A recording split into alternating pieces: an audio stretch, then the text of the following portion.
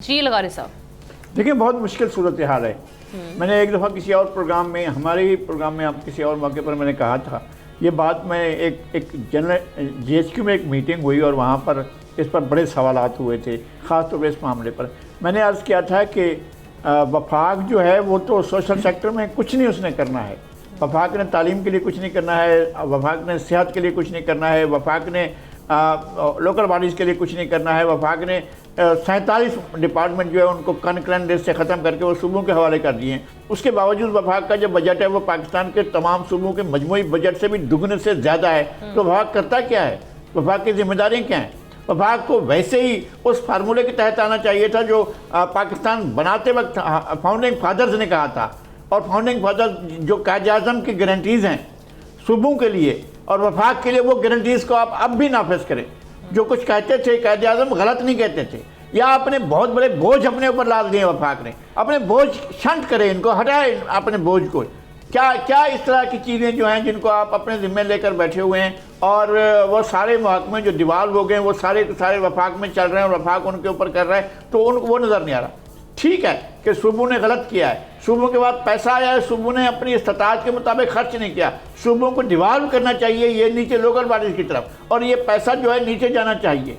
और ये कि सूबों से कट लगाया जाए और वफाक जो है वो अपने पास जितने पैसे हैं वो रखे, और उसका ये भी ना हो कि जनाब जिन डिपार्टमेंट्स की, जिन महकमों की ज़रूरत नहीं है वो क्यों उसके पास रहें, वो किस लिए रहें, जब उसने ये हायर एजुकेशन वफाक में क्या कर रहा है, ये वफाक के अंदर वजारत तालीम क्या कर रही है, वफाक के अंदर वजारत सेहत क्या कर रही है, वफाक के अंदर बहुत सी वजारतें ऐसी हैं जो बगैर वजह के यहाँ चल रही हैं। और एक वजारत के 6 नाम कर दिए गए हैं। कोई एक हेल्थ डिवीज़न हो गया, हेल्थ का पता नहीं कोई और सा नाम कर दिया गया, बेसिक हेल्थ कर दिया, प्राइमरी हेल्थ कर दिया, सेकेंडरी हेल्थ कर दिया और हायर हेल्थ कर दिया, पता नहीं क्या क्या कर दिया है आपने, फिर डिपार्टमेंट के हिसाब से कर दिए। तो मेरे ख्याल में वफाक को, सूबों को ज़्यादा अख्तियारात, अगर फंड हैं तो उसको जिम्मेदारियाँ ज़्यादा दी जाएँ और आप इसको तय कर लें।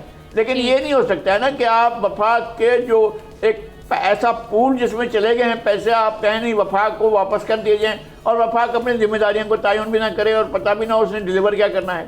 तो ये हमें इसको देखना होगा। जो IMF की कड़ी शरायतें, आप पैसा जो ज़ाय करते हैं वो क्यों होता है? ये जो बिजली के चोरी हो रही है, इसको चोरी को क्यों नहीं रोका जा रहा है? और जो कुछ बहुत सी चीज़ें ऐसी होती हैं आपके सामने होती हैं, आपकी आंखों के सामने होती हैं, जो ज़िया होता है दौलत का, वसाइल का, बेदर्दी से, उसको क्यों किया जाता है? और ये क्या होता है कि जनाब आपने फ्यूडल सिस्टम को झूंका क्यों रखा हुआ है और फ्यूडल को जो पारसा बना कर रखा है, नहीं इस पर नहीं है, ये तो वलीउल्लाह, इस पर वो नहीं लगेगा, इस पर टैक्स नहीं लगेगा। अगर ऐसे चलाना है पाकिस्तान को तो फिर आप चलाएं, आपने अब तक चलाया तो अब भी चला लीजिए। इंडिया ख़त्म कर चुका है, बांग्लादेश में आपने ख़त्म कर दिया था। पाकिस्तान होते हुए पाकिस्तान में तो एक जुमला ऐड करूँगा जी, ये तो शाम साहब एक जुमला हमने ऐड करूंगा। देखिए ये 2010 में जो NFC अवार्ड हुआ ना, इस वक्त सारे लोग इस बात को मानते हैं कि ये गलत तरीके से हुआ था। वन गो में 47.5 से 57.5% कर दिया गया, 10% बढ़ा दिया गया, जबकि हमेशा 1% हर साल बढ़ता था। तो या तो है ना कि कोई यहाँ से तेल निकल आता, यहाँ से कोई हमें मिलियन निकल आते तो हम कहते जी ठीक है। वो एक वक्त फैसला किया गया, हफीज शेख साहब रिकॉर्ड पे हैं कि यह गलत फैसला हुआ था। जुल्फ़िकार साहब, आप अग्री करेंगे, जैसे लगारी साहब भी कह रहे हैं कि वफाक के पास जो इतने इख्तियारात हैं, अगर ये सूबों में जो तालीम के मामला देखे जाएँ और ये बाकी जो इशूज़ उन्होंने रेज़ किए हैं, तो ये मामला काफ़ी हद तक बेहतर हो सकते हैं। पहले तो मैं ये बात कर लूँ। देखें उस वक्त भी आइडिया ये था कि सूबों को हम दे देंगे और उसके बाद वफाक जनरेट करेगा।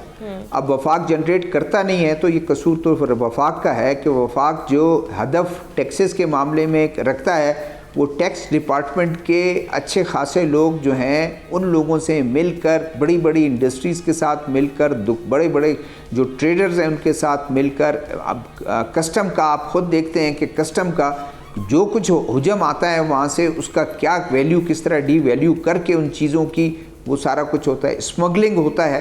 तो ये तमाम चीज़ें तो वफाक का काम है कि वफाक अपने रेवेन्यू को जनरेट करे। अब वफाक ने जनरेट नहीं किया, कसूर सूबों का नहीं है, सूबों को उस वक्त दे दिया गया। बात जो लगारी साहब ने की है, देखिए A1.1 जो है यहाँ एग्री कर गए, उनका जो बोर्ड होगा वो भी कर देंगे, वो कोई बड़ी बात नहीं होगी। $8 बिलियन का आगे जो है वो आपका पैकेज है, बेल आउट पैकेज, वो भी मिल जाएगा, थोड़ी देर के लिए कह दें मिल जाएगा।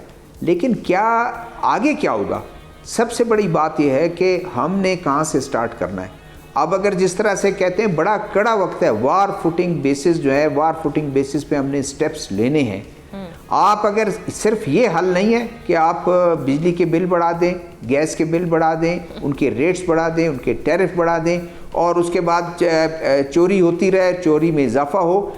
अभी केयर टेकर गवर्नमेंट में इनके इंडस्ट्रियल जो इनके एसोसिएशन है उनमें एक अपील लगी फ्रंट पेज पर अखबारात में कि हम पे नहीं कर सकते हैं। अगर वज़ीर आज़म साहब उस वक्त केयर टेकर प्राइम मिनिस्टर थे कि बिजली के बिल बढ़ा रहे हैं, ये जिस तरह वैसे ही मॉरिबॉन्ड हुआ है, वैसे ही जो है वो एक बीमार सनतें हैं और मज़ीद इन पर आप रखेंगे तो ये जो रही सही कसर है वो भी उनकी कमर टूट जाएगी। तो एक्सपोर्ट आप भूल जाएं कि आप आज थोड़ा बहुत भी एक्सपोर्ट हो रहा है, भूल जाएं। पहले से हम इस क्राइसिस में।